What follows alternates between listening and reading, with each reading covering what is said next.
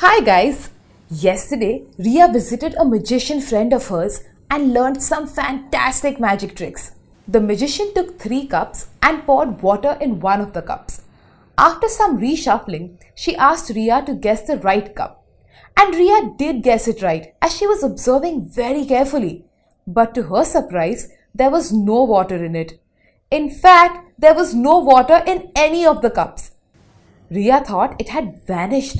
Her friend then said that nothing is magic, there is science behind this.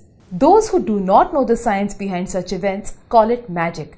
She showed Ria the highly absorbent powder in the cup that had soaked all the water poured in it and said, matter can neither be created nor destroyed. It's always conserved.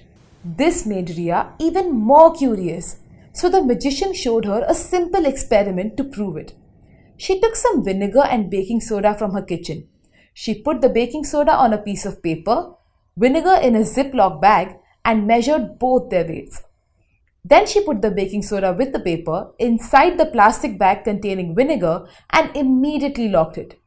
We could see a strong effervescence of carbon dioxide. She measured the total weight again and it was exactly the same. On her way home, Ria was still thinking about that experiment. Then she saw a log of wood. It almost vanished in the air, leaving just a small amount of ash behind. She immediately called her friend, the magician, and asked if matter was conserved in this case as well. Of course, replied her friend. She explained that while burning, the wood reacts with the oxygen in the air.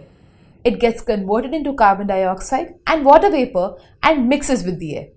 So wood does not actually vanish. A majority of it just gets converted into carbon dioxide and water vapor.